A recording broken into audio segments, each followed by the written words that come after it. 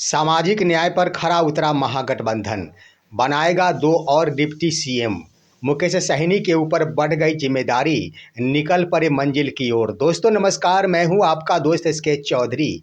महागठबंधन ने आखिर बीते कल ही सीएम के साथ साथ डिप्टी सीएम के नामों की घोषणा कर दी, लेकिन इस घोषणा के पीछे बहुत बड़ा रहस्य छुपा हुआ है।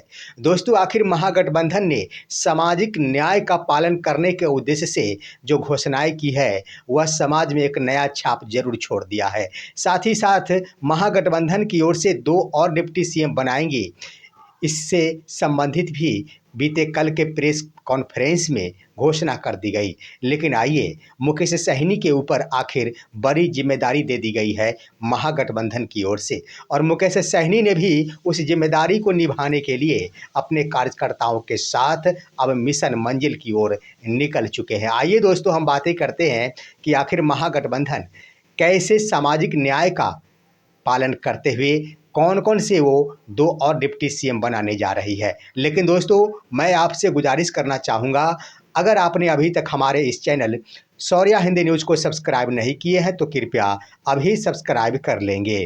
दोस्तों महागठबंधन की ओर से बीते कल डिप्टी सीएम के रूप में मुकेश सहनी की घोषणा कर दी गई। मुकेश सहनी अति पिछड़ा समाज से आते हैं और आज़ाद भारत के इतिहास में देखा जाए तो बिहार ऐसा पहला राज्य बना है जहां चुनाव से पहले डिप्टी सीएम के नाम की घोषणा की गई है। इससे पहले राज्यों में तो सीएम पद के लिए नामों की घोषणा होती थी, परंतु पहली बार बिहार ऐसा राज्य बना और जहां से महागठबंधन की ओर से डिप्टी सीएम के नाम की घोषणा की गई। लेकिन नाम की घोषणा यूं ही नहीं कर दी गई। नाम की घोषणा सामाजिक न्याय का पालन करने के उद्देश्य से किया गया है। आखिर क्या किया गया है दोस्तों, जरा देखिए। आपने देख ही लिया होगा कि सीएम पद के लिए तेजस्वी प्रसाद यादव के नामों की घोषणा कर दी गई। इसका मतलब है पिछड़ा वर्ग के वो उम्मीदवार तेजस्वी प्रसाद यादव सीएम की कुर्सी पर बैठेंगे। उसके बाद आप देखेंगे मुकेश सहनी के नाम की घोषणा डिप्टी सीएम के रूप में कर दी गई। इसका सीधा सीधा अर्थ हुआ कि अति पिछड़ा समाज का एक व्यक्ति यानी एक कैंडिडेट डिप्टी सीएम की कुर्सी पर बैठेंगे। उसके बाद राजस्थान के पूर्व मुख्यमंत्री अशोक गहलोत के द्वारा यह बयानें दी गई थी कल के कॉन्फ्रेंस में कि आगे भी सामाजिक दृष्टिकोण से सरकार में डिप्टी सीएम बनाया जाएगा। अब यहाँ पर गौर करें दोस्तों, 2 और उम्मीदवार को डिप्टी सीएम बनाया जाएगा। महागठबंधन की ओर से इसकी घोषणा कर दी गई। ये 2 डिप्टी सीएम कौन होंगे ये स्पष्ट हो चुका है दोस्तों, और इसका इशारा भी लगातार दिया जा रहा है तेजस्वी प्रसाद यादव की ओर से। हालांकि तेजस्वी प्रसाद यादव के द्वारा एक तस्वीर आज ही जारी की गई है। जरा देखिए, आपके स्क्रीन पर वो तस्वीर है और उस तस्वीर में 4 व्यक्ति जा रहे हैं।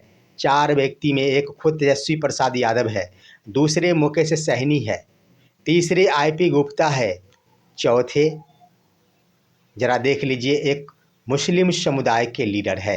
आपको मैं बता देना चाहूँगा, पान समाज इन दिनों आते हैं एससी समाज में। यानी कहने का अर्थ ये हुआ कि महागठबंधन की ओर से एक मुस्लिम समुदाय की ओर से डिप्टी सीएम बनाएगा। इसकी घोषणा हो चुकी है, इसका कंफर्मेशन भी मिल चुका है। दूसरी तरफ आप गौर करेंगे तो एक और डिप्टी सीएम बनाया जाएगा जो दलित समाज से आएंगे। तो इस तरह से सामाजिक विचारधारा का पालन करते हुए महागठबंधन की ओर से 4 जो व्यक्ति सरकार में शामिल होंगे। वैसे मंत्रियों की संख्या तो अलग होगी और मुख्यमंत्री पिछड़ा वर्ग से होंगे, उप मुख्यमंत्री अति पिछड़ा वर्ग से होंगे, दूसरे उप मुख्यमंत्री अल्पसंख्यक समाज से होंगे, तीसरे उप मुख्यमंत्री दलित समुदाय से होंगे। तो इस तरह से सामाजिक न्याय का पालन करते हुए महागठबंधन की ओर से अगर यह कदम आगे की ओर बढ़ाया जा रहा है तो स्पष्ट है कि महागठबंधन इस चुनाव के जीतने में काफ़ी अपनी भूमिका निभाएगा और काफ़ी हद तक सफलता प्राप्त करेगा। वहीं दोस्तों एक बड़ी जिम्मेदारी महागठबंधन की ओर से दे दी जाती है, जिसके क्रम में सबसे बड़ी जिम्मेदारी मुकेश सहनी के ऊपर दे दी गई है। उसके बाद मुस्लिम समुदाय, अल्पसंख्यक समुदाय के लिए भी घोषणा कर दी गई डिप्टी सीएम बनाने की। तो इनके ऊपर भी जिम्मेदारी बन गई। उसके बाद दलित समुदाय के ऊपर भी जिम्मेदारी बन गई। यानी कुछ खास तरीकों से अलग ही रणनीति के तहत इस बार के चुनाव में महागठबंधन अखाड़े में उतरा है। अब मुकेश सहनी की बातें कर ली जाए तो उनके ऊपर बड़ा दायित्व है। मुकेश सहनी के ऊपर आखिर महागठबंधन ने विश्वास किया है कि वास्तव में ये युवा शक्ति एक बड़े वोट बैंक को महागठबंधन के तरफ लाने में अपनी भूमिका निभाएंगे। और ये सत्य है भी। आज के तारीख में देख ले तो सहनी समाज की ओर से सिर्फ आप सोशल मीडिया पर देखेंगे तो जहाँ कहीं भी जिसके नाम में भी सहनी जुड़ा हुआ हो, बिंद जुड़ा हुआ हो, उसके बाद कश्यप जुड़ा हुआ हो, चौहान जुड़ा हुआ हो इत्यादि की ओर से पोस्ट किया जाता है, तो अपवाद को छोड़कर बाद बाकी सभी मुकेश सहनी जिंदाबाद के ही कमेंट लिखते हैं। इससे क्या स्पष्ट होता है? इससे स्पष्ट हो रहा है कि पूरे बिहार ही नहीं, बिहार के बाहर के भी मल्लाह समुदाय में खुशी की लहर दौड़ी है। और दोस्तों कई कमेंट हमने देखा है जो अति पिछड़ा समाज के दर्शकों का भी है, उन यूजर्स का भी आया है जो अति पिछड़ा समाज से। उनका कहना होता है कि बिहार में पहली बार अति पिछड़ा को अधिकार आखिर महागठबंधन की ओर से दिया गया है, तो ये भी बहुत हद तक प्रभावित किया जाएगा। वहीं पर मुकेश सहनी ने अपनी जिम्मेदारी को निभाते हुए अपने ऊपर जो जिम्मेदारी उन्हें मिली है उसकी ओर अपना कदम भी बढ़ा दिया है। आपने देखा होगा दोस्तों, ये तस्वीर वही है, यानी 4 व्यक्ति एक तरफ एक दिशा में मंजिल की ओर निकल चुके हैं। इन्होंने अपने पोस्ट में भी तेजस्वी प्रसाद यादव ने लिख दिए हैं, यानी मिशन दिशा की ओर कदम बढ़ाते हुए।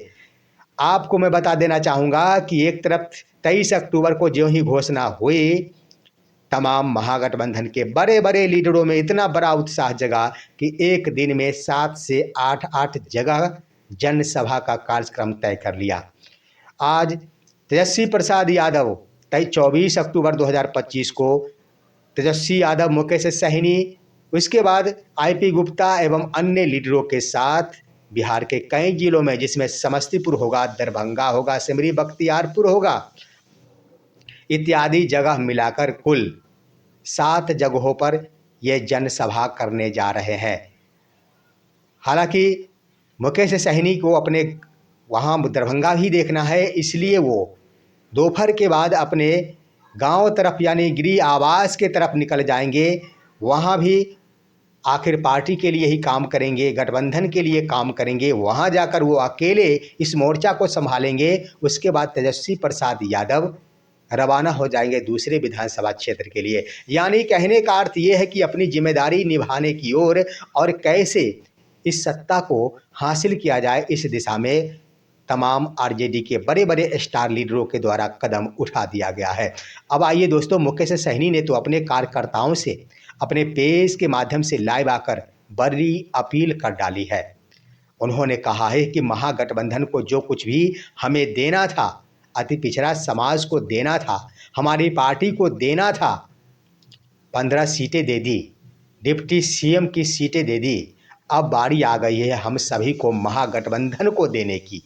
यानी सीधा सीधा उनका कहना था कि अब हमें एकजुट होकर हमारी पार्टी के तमाम कार्यकर्ताओं, समर्थकों के ऊपर दायित्व है कि हम महागठबंधन के पक्ष में वोट करें, उनका ये कहना था। उसके बाद उन्होंने कह दिया कि कई लोग पूछते हैं कि आखिर करना क्या है।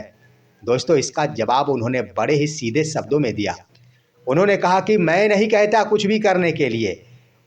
मुकेश सहनी का कहना हुआ कि मैं सिर्फ एक बातें कहता हूं कि वर्ष 2020 में जिसने भी हमारे विधायकों को तोड़कर सत्ता से बेदखल कर दिया था, इस बार कुछ नहीं, बस उसी को सत्ता से बेदखल कर देना है। यानी सीधा सीधा उन्होंने एनडीए के तरफ इशारा करते हुए कहा कि चाहे जैसे भी हो, इस बार सत्ता से बेदखल करना हमारा दायित्व बनता है और हमारा मिशन बन गया है। तो दोस्तों इस तरह से महागठबंधन की ओर से सामाजिक विचारधारा को अपनाते हुए सही दिशा में कदम उठाया जा रहा है। देखना है यह चुनावी जनसभा और कहां तक आम जनों का जन समर्थन प्राप्त होता है। क्या मुकेश सहनी का डिप्टी सीएम का सपना साकार हो पाता है या फिर नहीं, या तो समर्थकों उसके बाद आम जनता पर निर्भर करेगा। फिलहाल दोस्तों आज की यही खबर। आप सभी हमारे इस वीडियो को लाइक कीजिए, अन्य दोस्तों के पास शेयर कीजिए और आप दीजिए अपने दोस्त को इजाज़त। हम फिर मिलेंगे आपसे अगले वीडियो में, तब तक के लिए नमस्कार।